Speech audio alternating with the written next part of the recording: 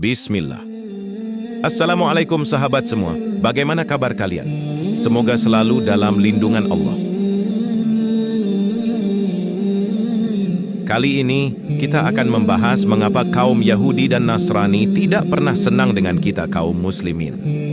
Sebagaimana kita ketahui, kaum Yahudi pun sebenarnya menolak kaum Nasrani. Mereka saling berlebihan dalam memandang satu sama lain. Islam hadir sebagai solusi, menyatukan cara pandang mereka yang telah menyimpang karena bersikap ghulu, berlebihan dalam beragama. Mereka menambah, mengganti, bahkan mengurangi tuntunan dari Allah, Nabi dan Rasul mereka. Kaum Yahudi dan Nasrani telah menjadikan rahib atau tokoh agama mereka sebagai Tuhan, bahkan sampai menuhankan makhluk itu sendiri. Islam hadir sebagai agama pertengahan, menjunjung tinggi wahyu ilahi, meyakini dan mengamalkannya sesuai dengan sunnah Nabi Muhammad. Islam tidak membiarkan individu atau golongan membuat aturan sendiri. Maka, siapapun yang jatuh dalam ta'asyub, fanatisme terhadap madhab atau golongan, pasti telah tersesat, apalagi dalam masalah akidah. Barang siapa yang keluar dari ijma' dalam akidah, maka dia dianggap sesat, bahkan bisa jatuh kepada kekafiran. Islam adalah satu-satunya agama yang tetap terjaga kemurniannya.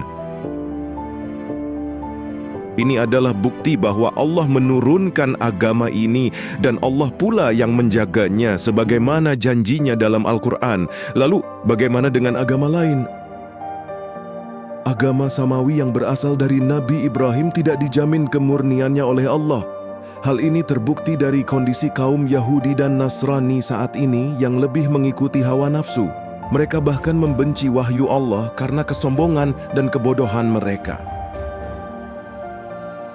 Sebagian dari mereka terlalu percaya diri dengan doktrin penebusan dosa. Sebagian lainnya bangga karena merasa memiliki darah Yahudi. Padahal konsep agama tidak pernah didasarkan pada kebanggaan semacam itu. Agama adalah pedoman hidup. Aturannya mengendalikan ibadah kepada Allah dan mengenalkan kita kepada Nabi dan Rasul sebagai utusan pilihannya. Setiap Nabi membawa risalah tauhid, walaupun cara penyampaiannya berbeda, sesuai dengan zaman masing-masing. Namun, apa yang membuat kaum Yahudi dan Nasrani tidak pernah ridha kepada kaum muslimin? Mari kita bacakan ayat dalam surat Al-Baqarah ayat 120. وَلَن تَرْضَىٰ عَنكَ الْيَهُودُ وَلَا النَّصَارَىٰ حَتَّىٰ تَتَّبِعَ مِلَّتَهُمْ قُلْ إِنَّ هُدَى اللَّهِ هُوَ الْهُدَىٰ وَلَئِنِ اتَّبَعْتَ أَهْوَاءَهُم بَعْدَ الَّذِي جَاءَكَ مِنَ الْعِلْمِ مَا لَكَ مِنَ اللَّهِ مِن وَلِيٍّ وَلَا نَصِيرٍ.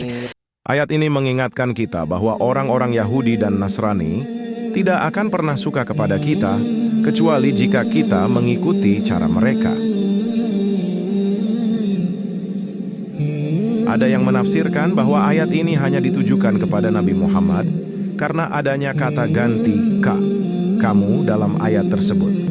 Namun makna dari Al-Quran tetaplah bersifat umum bagi umatnya. Rasulullah dengan akhlaknya yang mulia masih saja dihina dan dimusuhi oleh mereka. Maka sudah jelas bahwa wahyu Allah ini benar adanya. Beberapa cendekiawan Muslim mengatakan tidak semua Yahudi dan Nasrani membenci kaum muslimin. Ya, mungkin ada pengecualian, namun permusuhan mereka tidak berhenti sampai di situ. Bahkan Rasulullah telah mengabarkan dalam sebuah hadits bahwa kita akan mengikuti mereka sejengkal demi sejengkal.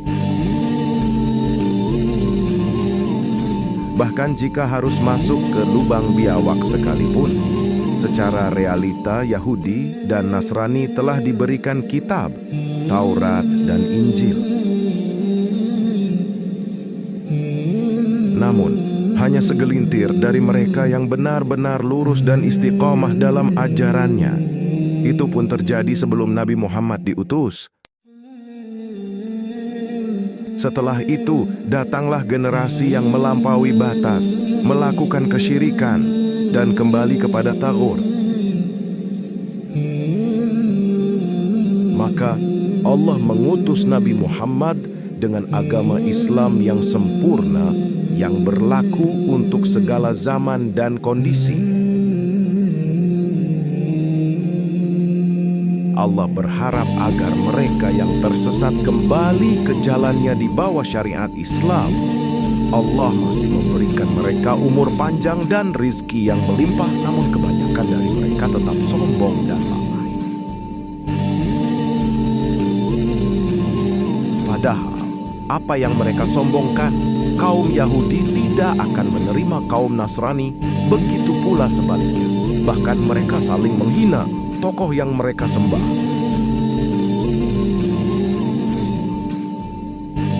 Islam datang sebagai agama rahmatan lil alamin.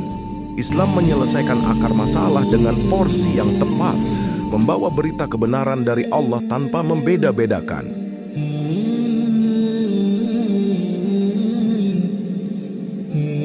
Islam mengajarkan kita untuk tidak mencela tokoh agama mereka dan tidak memaksa mereka masuk Islam. Tugas kita adalah menebarkan kebaikan kepada sesama manusia. Islam mendorong umatnya untuk bersungguh-sungguh dalam beragama. Tidak setengah-setengah, tidak kufur sebagian, tapi sepenuhnya beriman kepada Allah. Dengan cara ini, Islam akan menjadi naungan dan solusi bagi seluruh umat manusia hingga akhir zaman. Di akhir konten ini, yuk kita rapatkan barisan. Mari kaji ilmu Islam lebih dalam, bergaul dengan orang soleh, dan selalu mendirikan sholat malam. Semoga Allah memilih kita sahabat nirwana menjadi orang-orang yang dimudahkan menuju surganya.